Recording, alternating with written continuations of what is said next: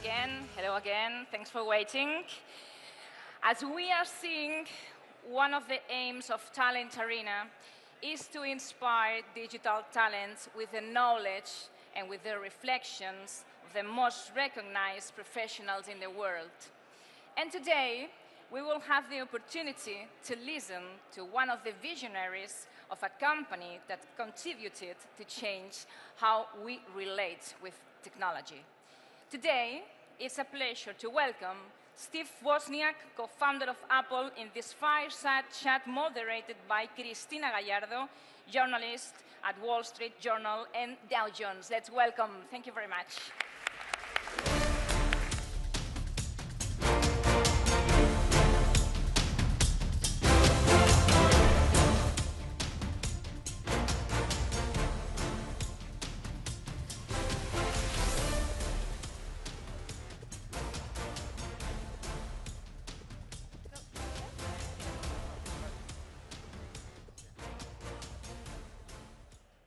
Hello, everyone. Welcome. My name is Cristina Gallardo, and I'm a business reporter for Dow Jones and the Wall Street Journal. And it is my absolute honor to welcome a true icon of innovation to the stage today, Steve Wozniak, an engineer, an inventor, a philanthropist, and the co-founder of Apple with Steve Jobs. And the two of them co-founded Apple thanks to these Steve's creations, the Apple I and Apple II computer, which kick-started the personal computing revolution. So today we have a very rare opportunity to hear directly from Steve on his career achievements, on his thoughts about technology, past and future. So I'm really looking forward to this conversation. But before I start today, let me warn you that there will be a short Q&A session at the end. So please start thinking about what you might want to ask Steve when the time comes. So Steve, welcome. Thank you for crossing the Atlantic to be with us here today. Great to be here. What an entrance. We had a big parade. You're one of the most widely known figures in the history of modern computing.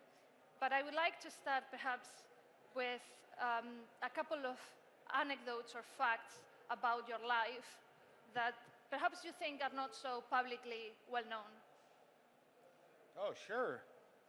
Well, when I was very young, I excelled in mathematics. And that leads to an awful lot of other things. So I would get math awards in my schools, and my father was an electrical engineer, so I started learning electronics at a very early age.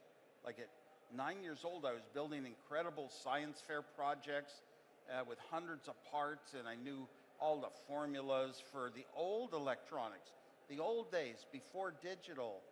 And my father, never put his values on me. He said, this is what you have to do in life. This is what you have to study. I admired what he did, so I wanted to be an engineer like he. But he would express, social and political different spectrums. And I only decided, he never said you should be one way or another. Always let us choose from our own education.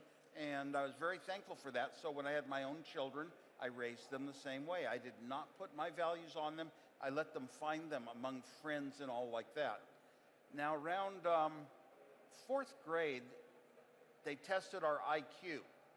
And mine was over 200, but my parents never told me. Oh, wow. I am so thankful that they never told me. I just wanted to be normal, in the middle, like other kids. I didn't want to skip grades in school. And I became very shy at a certain age, and the shyness is probably why I'm here today.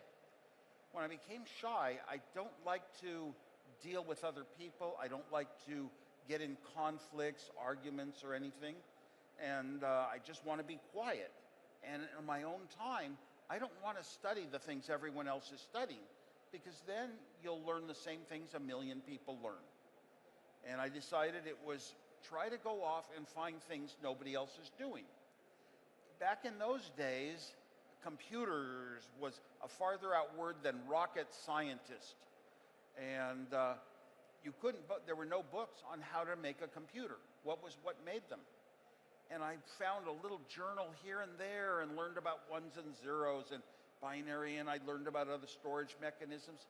And I started playing on paper with a pencil on paper, designing computers and computer-like things in my spare time, largely for science fairs, which are not a school project. I had no friends that did it with me, no parents, no teachers doing this with me.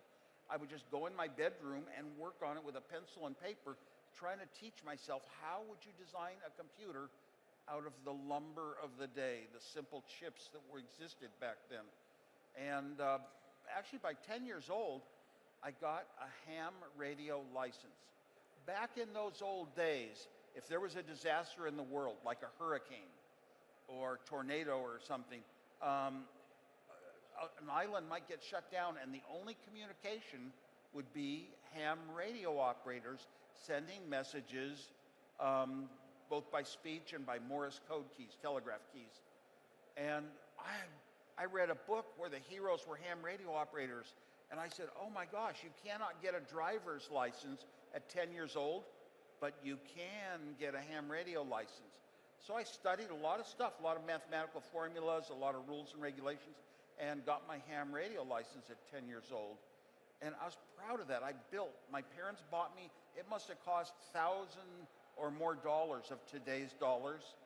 They bought me a receiver for that much and a transmitter for that much. They came as a box full of parts and instructions how to hook them together with soldering irons and tools and pliers and winding coils, and I made my own ham radio. So I was a builder.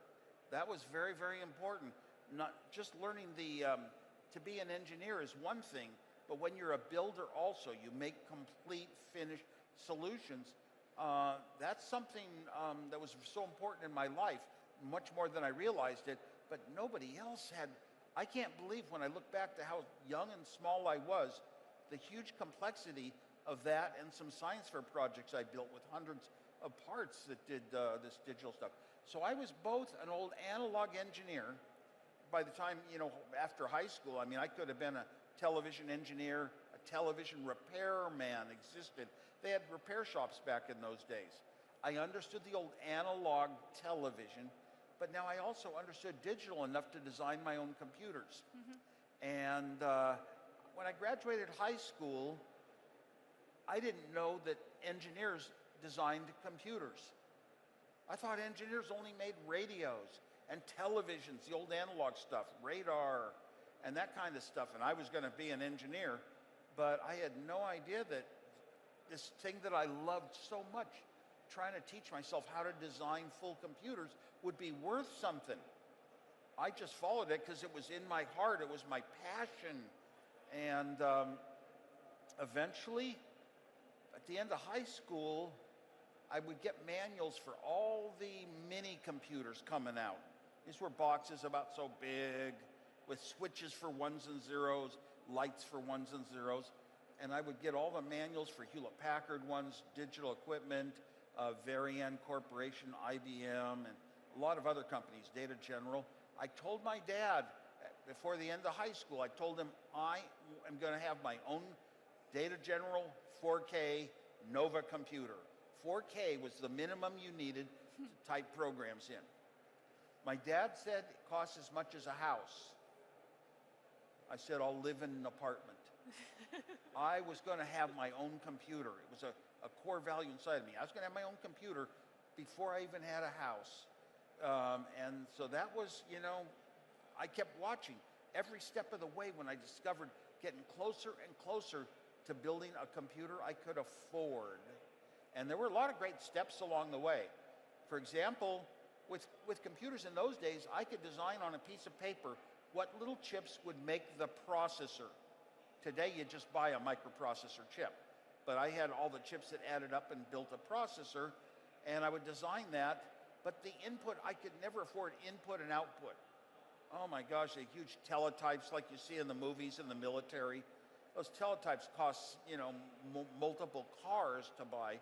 that was going to be the hard part. I started thinking about, oh, could I use an oscilloscope and draw pictures on it? Oscilloscope is a digital equipment, but it's sort of a TV screen. And then one day I saw Pong, the game Pong. I loved video games. I loved arcade games. Atari was starting the arcade game industry. And I said, oh my gosh, a television can be your output device. And I knew everything about television. I could design all these chips that would put little dots on a screen to be balls and paddles. And I built up a little Pong game. Then eventually I designed a game called Breakout for Atari. So I love these games. And while I was down at Atari with no sleep for 4 days and nights, no sleep, I thought, wouldn't it be great if these arcade games someday were color? And my head started popping around to the old analog method of color with $5,000 worth of parts and long design with all these feedback loops and differential calculus. And for some reason, my head said, wait a minute, what if I took a digital number, ones and zeros, from my computer memory and put it on the wire into the TV? And I realized that every TV would think it was color. And I don't mind violating the rules, going outside the box. There were no rules in all the mathematics of color TV that it should have worked, but it's the reason Apple's color first logo was 6 colors. But that was, so I was following this step and getting closer and closer to the computers. The ARPANET came along. Today we have the internet. How many devices are in the internet? 6, 10, 20, trillion? Okay, back then, the ARPANET started it. 6 computers were linked up to each other. 6 computers across the United States. And I wanted anything I saw or heard about, I wanted to be a part of and explore it. And I went and I designed a little terminal where I could type on a keyboard that cost hundreds of today's dollars back then. And my TV was free because I owned it. And I set it up so I could type to a computer across the country, or UCLA, UC Santa Barbara. There were 6 computers. I could go in and read files and run programs and things. And that was one step closer to the real computers I developed. Then it came a club of people that believed someday we were going to own computer technologies. People were going to afford computers. And look how much computer technology can do once we have it ourselves. Back then, it was only huge companies or the military that could afford the big computers. And I'd always wanted one myself. So this club attracted me, and I figured out the formula the first night of that club of, you know, a couple hundred people talking about, wow, we're going to communicate so well fast when we have computers, and we're going to educate better, and the geek is going to be important. And I designed my computer, never raised a hand in the club meeting, never talked, but after the main part of the meeting, I would set up my TV and keyboard and start typing, and I'd put my own computer there with a microprocessor as the brains and the right kind of memory that was 1/4 the cost of what everyone else was trying, because it was the right kind. You just needed to be an engineer to do it. And oh my gosh, I'd be typing on a keyboard and it'd pop up on a TV screen, and every computer before that day had a big front panel, middle panel with all these holes and switches and lights for ones and zeros. I had built that computer 5 years before. On my own. I designed and built it and got the parts. So I didn't want to do that. I wanted something that was more human. Type on a keyboard like a typewriter, type and see the results, see the answers come out. And every computer before this period had a big front panel with ugly switches and lights that was geeky.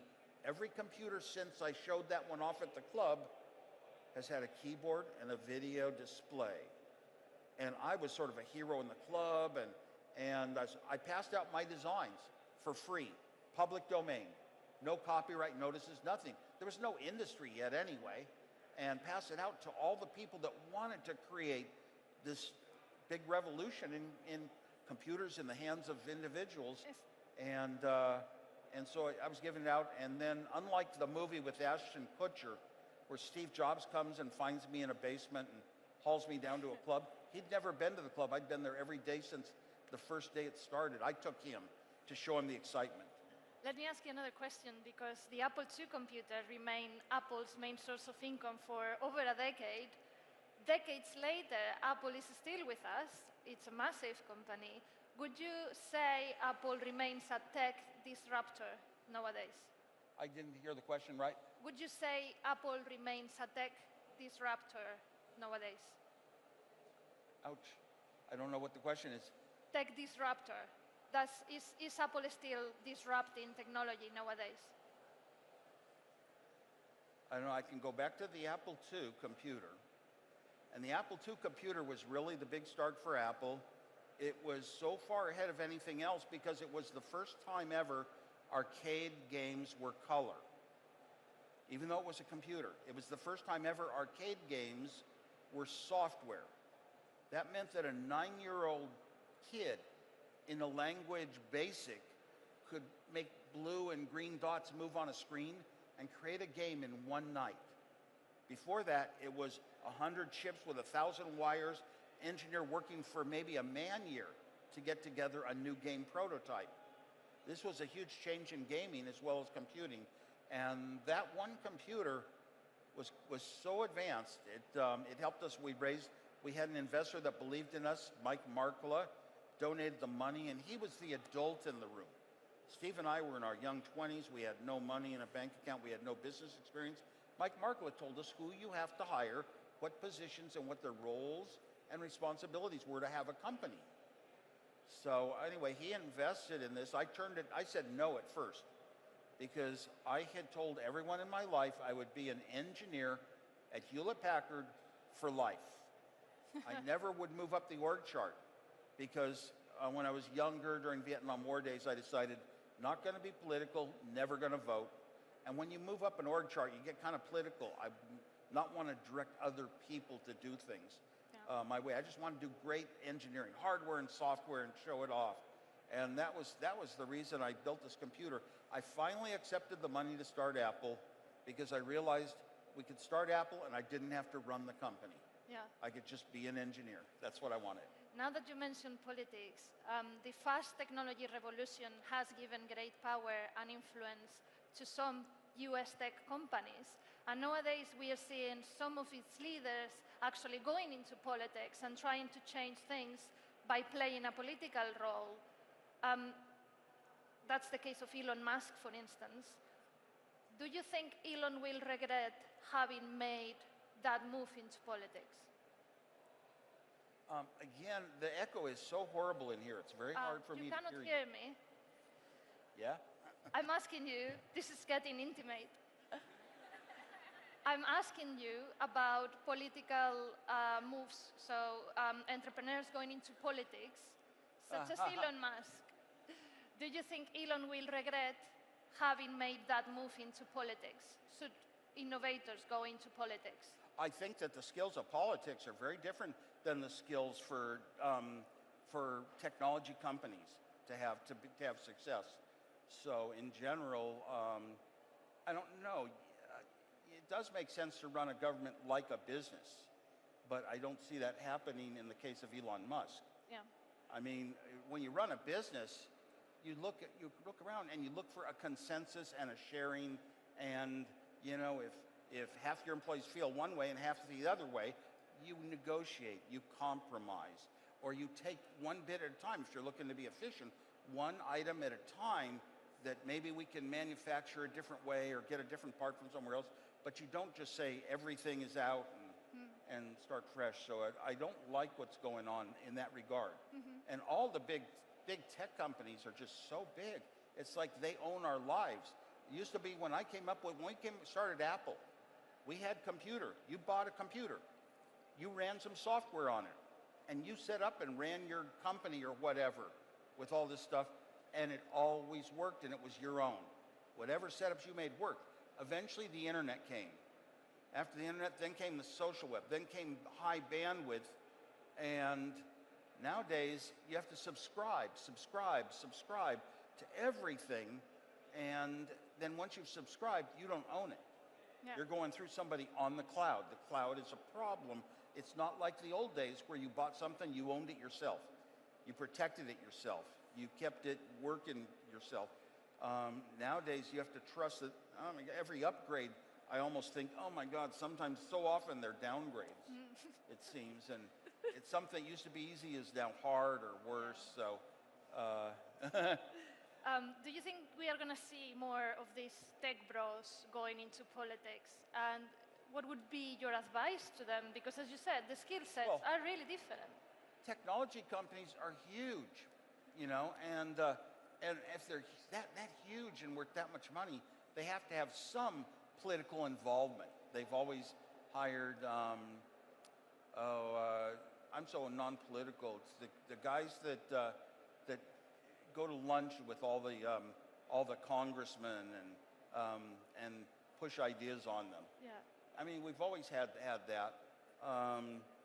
So there's some involvement. There's got to be some involvement, but actually taking direct roles, oversight of it, just because they've made it big in technology, I don't like that at all from what I'm seeing. Okay.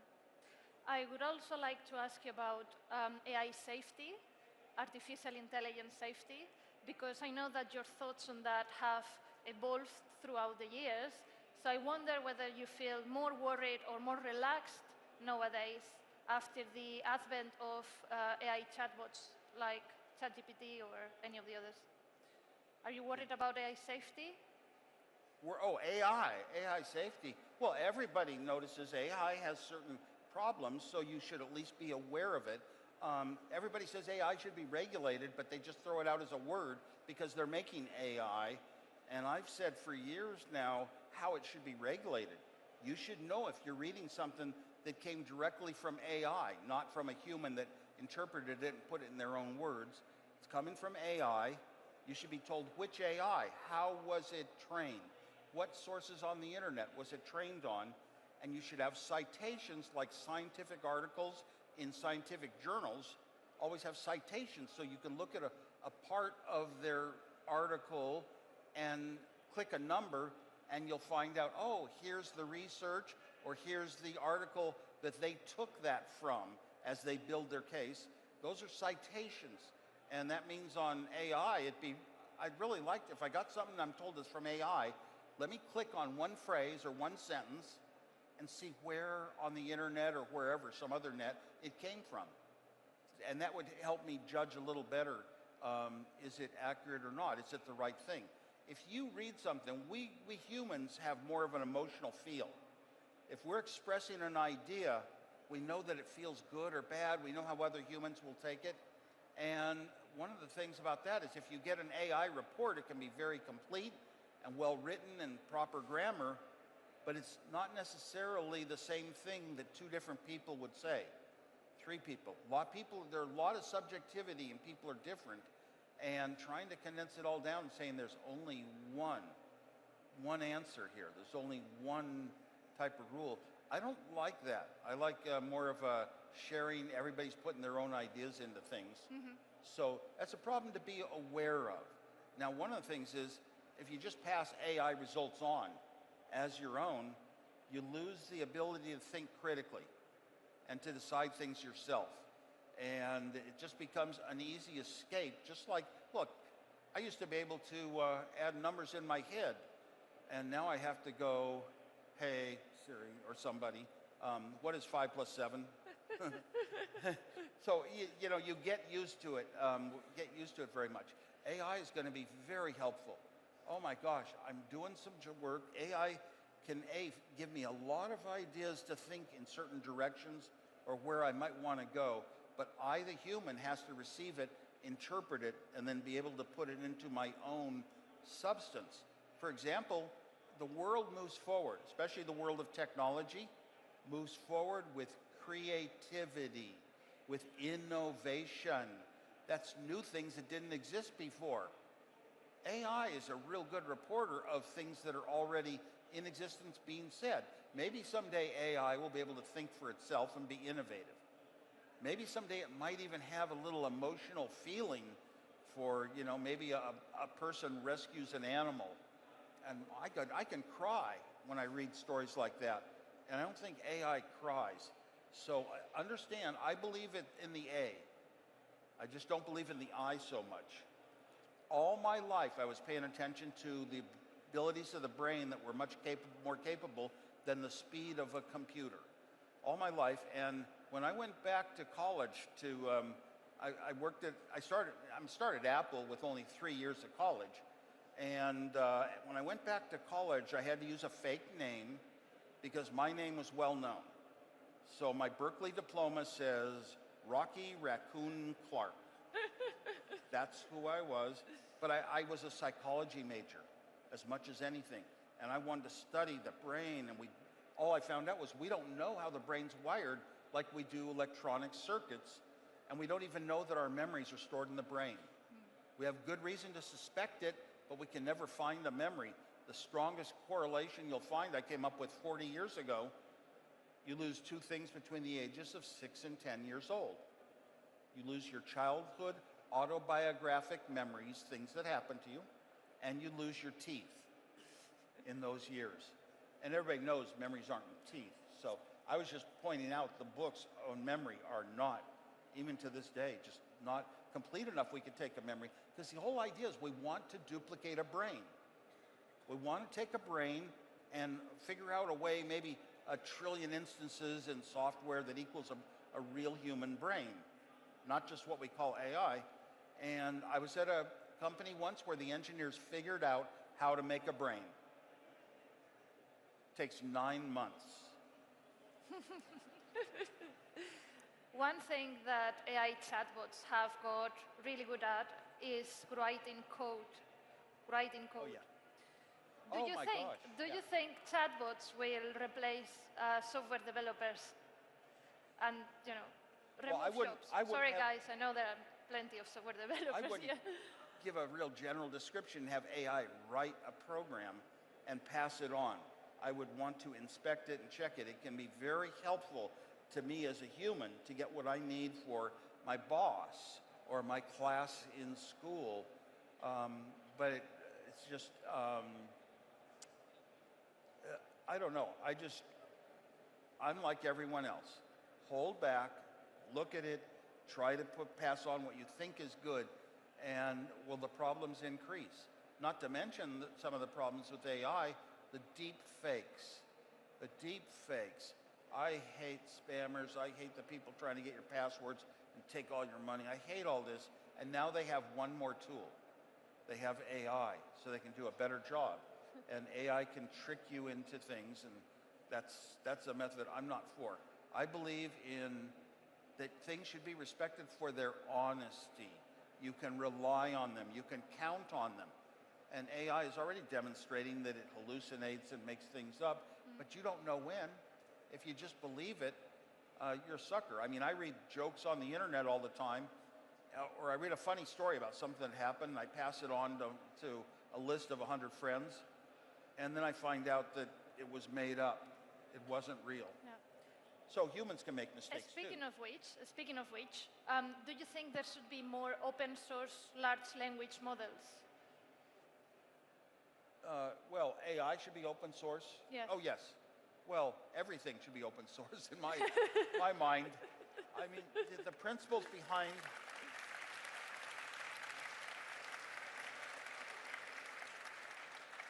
By the way, I'm one of the founders of the EFF, and those of you know what it's about. It's very much into privacy concerns, civil rights, and open source.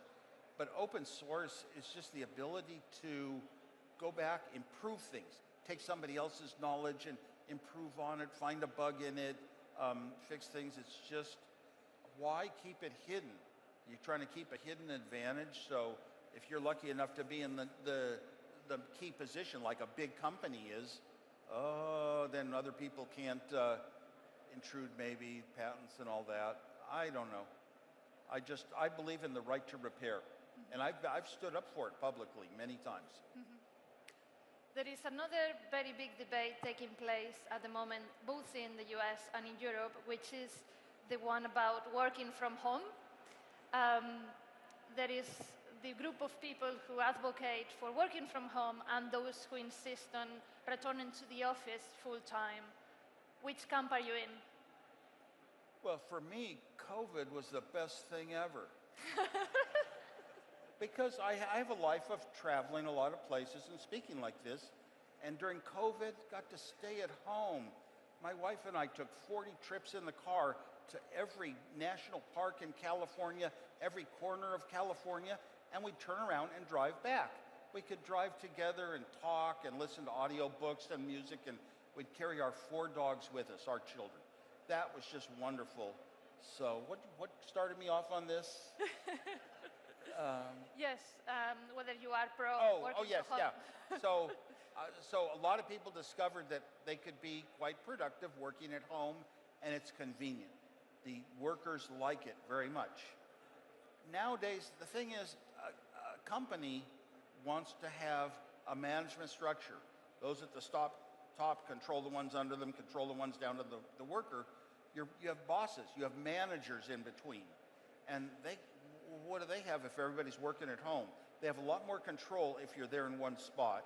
And there are certain things, certain types of communication and meetings that work out better in person. So I believe in the hybrid. Mm-hmm. The hybrid mode is good. Have certain days that everybody can be expected that's working together, can be expected to be together, and every day if they want to. But other days, they're, to a certain amount of time, they can work from home or anywhere in the world.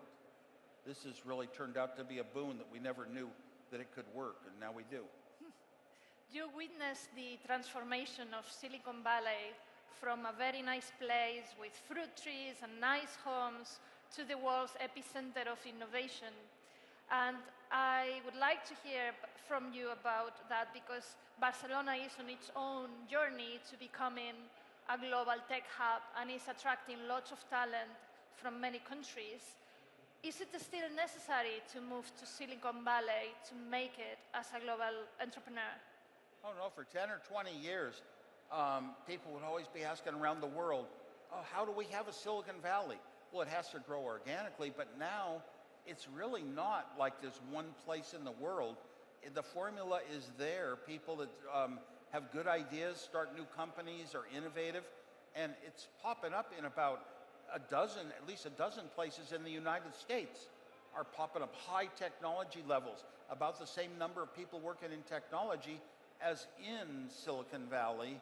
And I don't think Silicon Valley is all that much necessary for anything new and dramatic in the world. It'll change the world. The next Uber doesn't have to come from Silicon Valley. And I like things to be shared. People have brains everywhere in the world. I like everywhere I go in the world for those people to be able to create their own innovations that are so good, that become very world famous and all that. And that's how I grew up. When I was designing stuff, I was designing what I felt like doing. I was an independent innovator, independent inventor, not really an engineer, an inventor. And I want to leave room for those inventors around the world to this day. So I'm glad to see this idea of just Silicon Valley dispersing and other people learning from us. And who knows? Who knows where it goes from here? But I expect look at the interest here in Barcelona, and so much development occurs here. People want to do it, and the wanting is more important than the knowledge. When I was a teacher for a long time, when I taught, the teacher always teaches correct knowledge. But if you can make the students want to learn, you cannot stop them from learning. I decided wanting is even more important than knowing. Now that you mentioned that you were a teacher, what are your thoughts on the use of AI agents in education? AI agents. AI agents? In education. In innovation? In education. What? In education. Oh, in education. AI agents in education. Oh, we should certainly include it in our higher education. When I taught, I was teaching K-12, actually 10 to 13-year-olds, because it had been a goal of mine my whole life, just like having my own computer. And AI agents, first of all, when you're talking primary education, you're talking about, you've got to learn how to think first and not have it done for you. It's going to be very important, though, for higher education to learn how to use AI to its fullest and best to get categories of work done. Hopefully, projects in the future in technology will need fewer human beings working on them, using AI effectively, and then the other human beings can be working on more projects.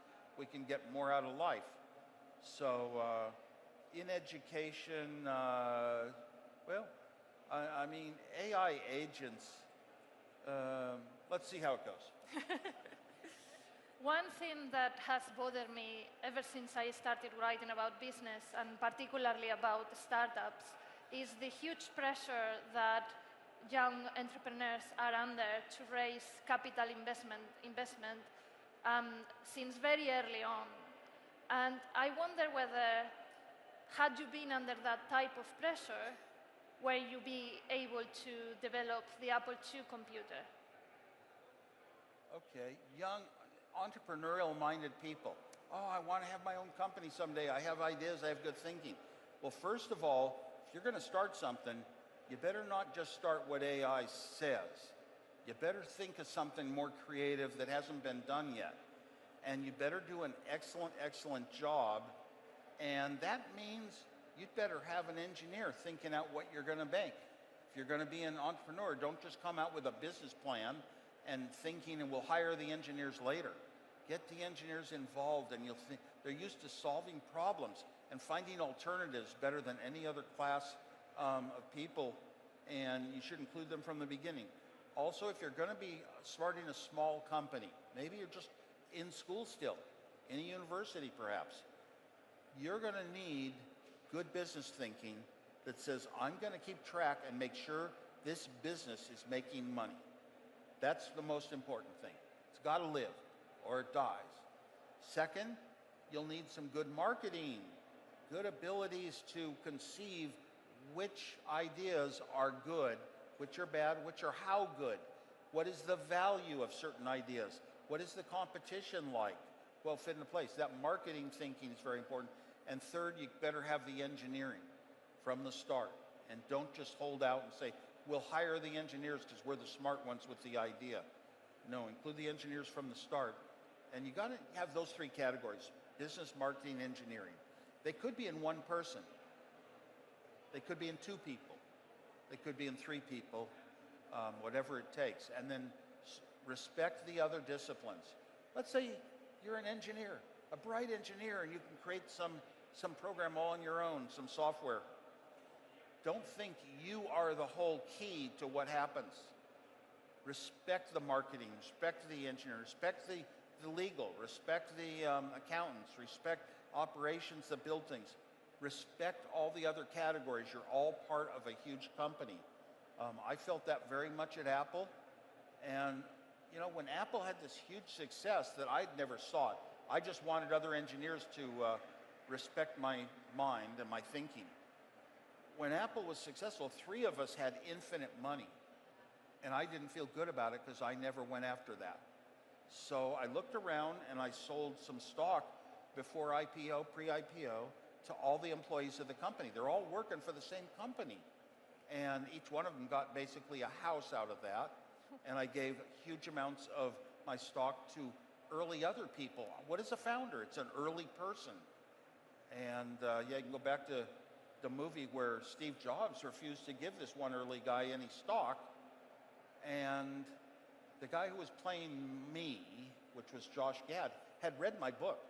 And he wanted to put in the fact that I had done it, but they wouldn't do it in that movie. But anyway, that's the way I think. I did not want that wealth. I didn't want to lead that high up life. So I just put it into museums and arts groups and things like that. In the city I was born in, San Jose, California. And thank you.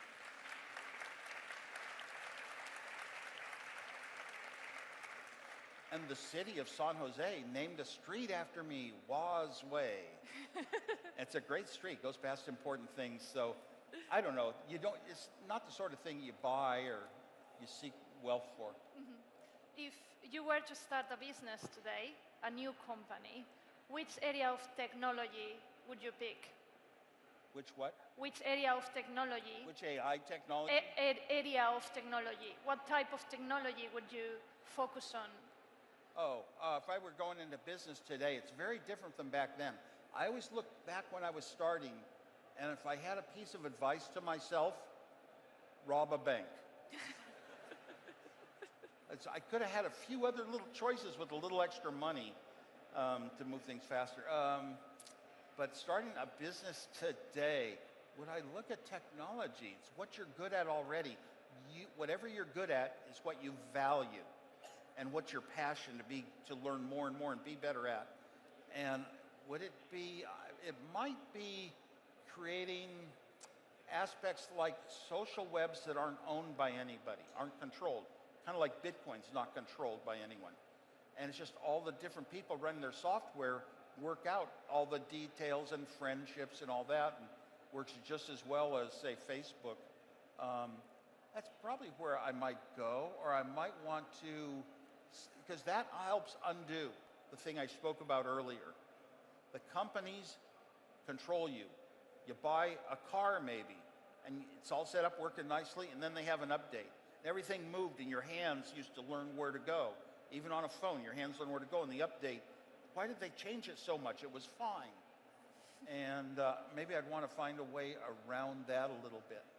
Back to some of the older principles. You buy something, you own it, you set it up, nobody changes it on you.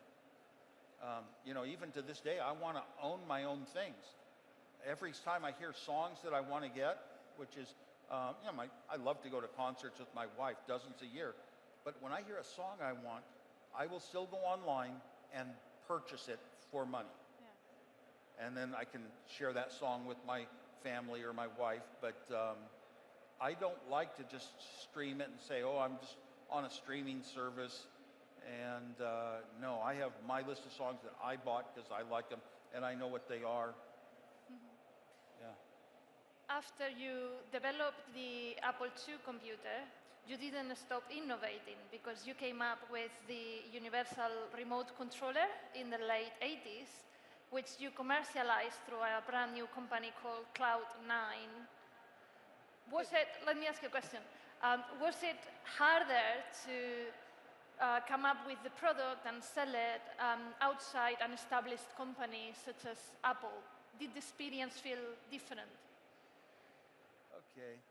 Well, the Apple II computer involved an awful lot of projects right away to connect it to printers, newer kinds of printers. The floppy disk was an incredible design, so you could run a program. I did one for European, the PAL television system. It was one of the favorite jobs of my life, and I did one for the Air Apple that talked from right to left, and certain letters caused it to add ones at the end of a word. That was a weird one. But I loved all those projects. Now, and we were getting into,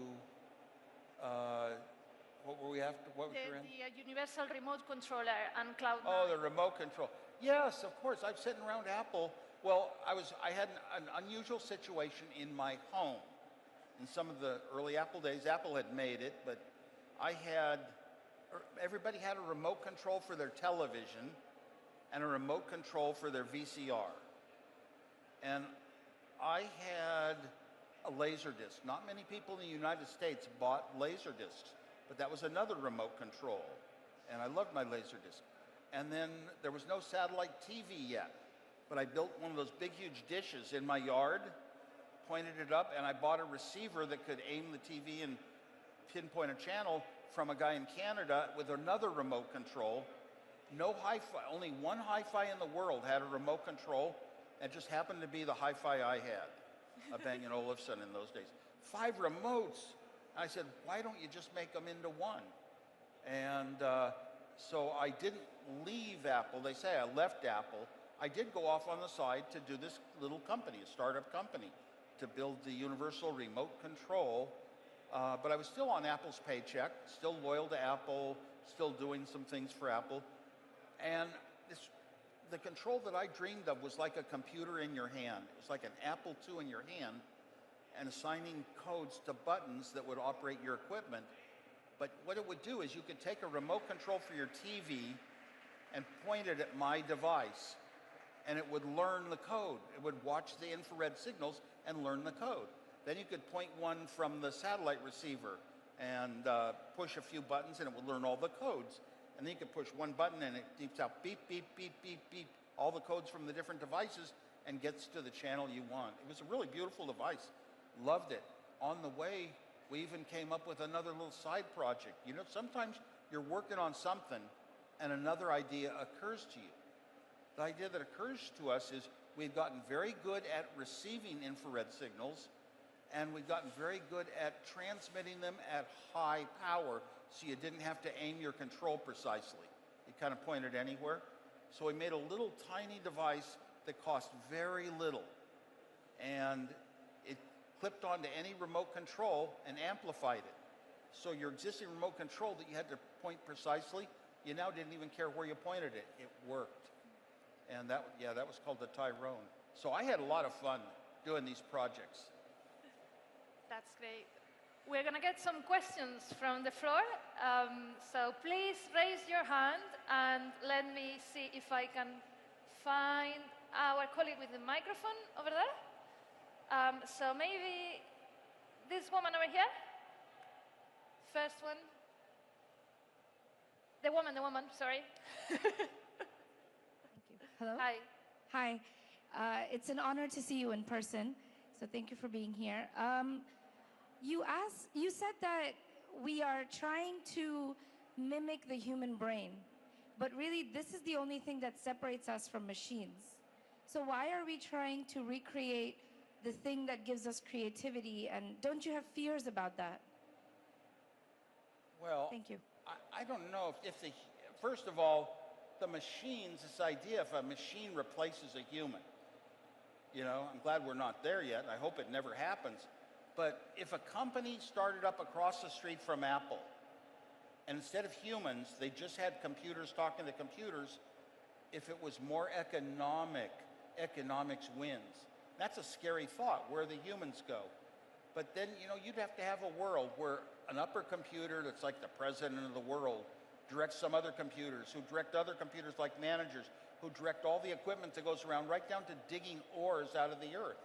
Everything on computers, how many hundreds of years or thousands of years would it take to change our total infrastructure?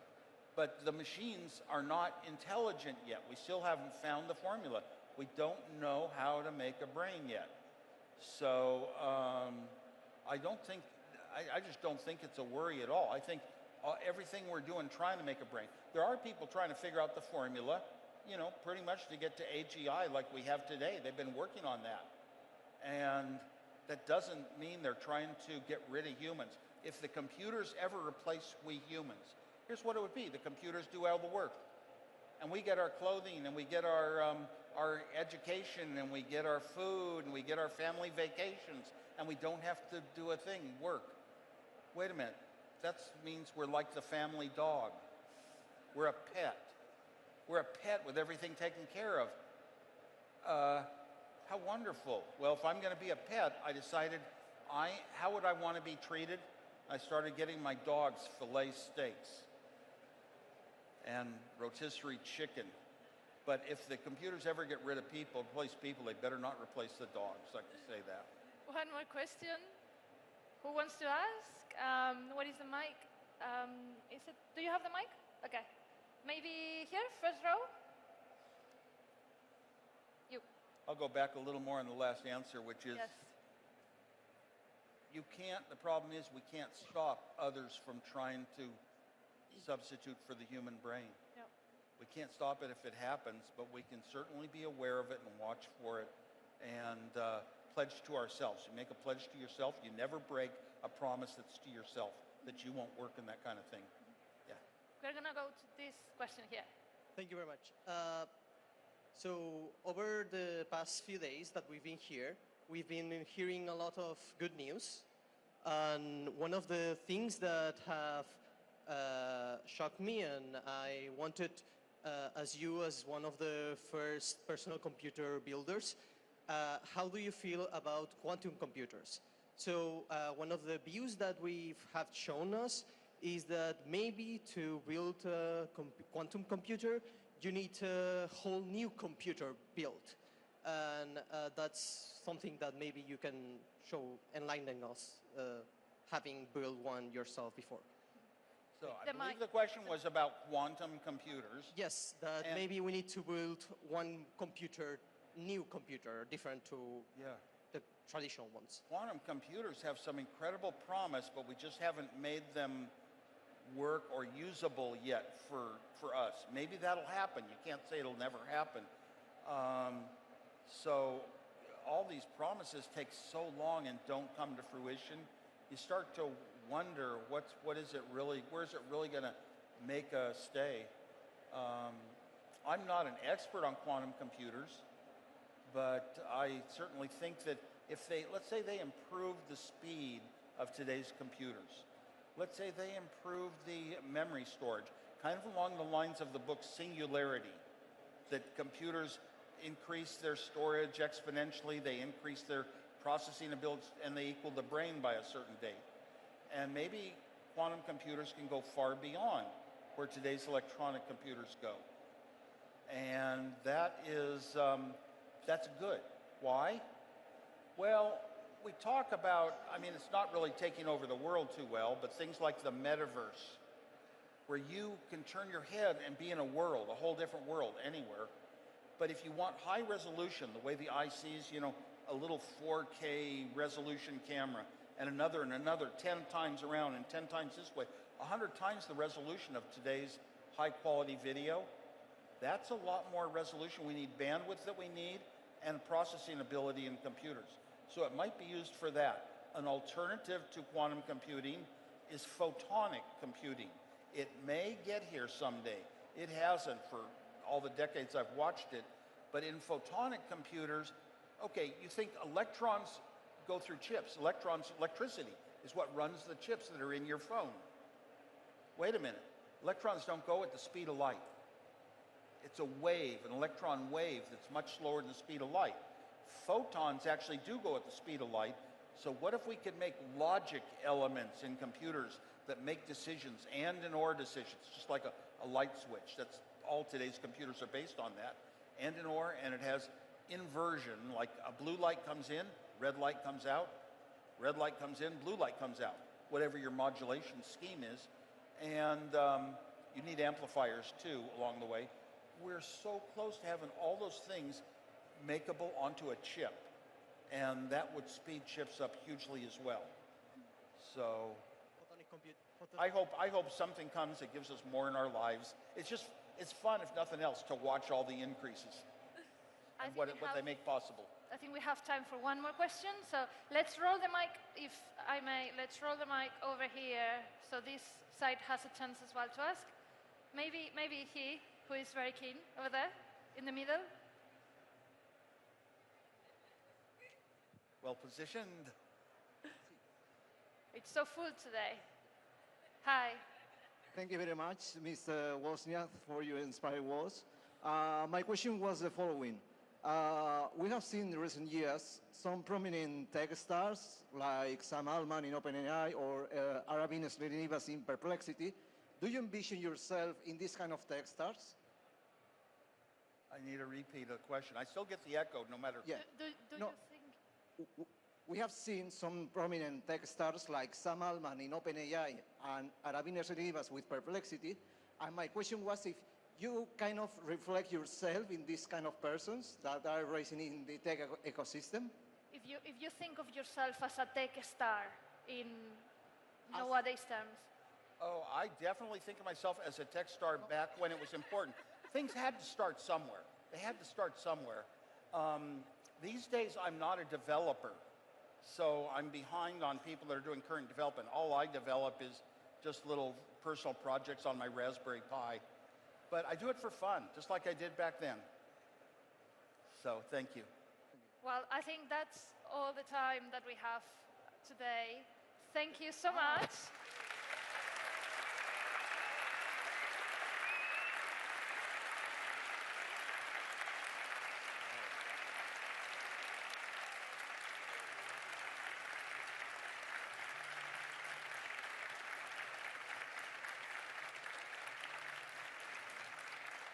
Thank you, thank you.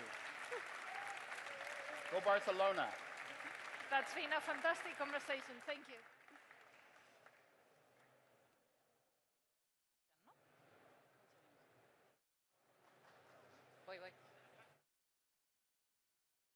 Very much for this inspiring session, Mr.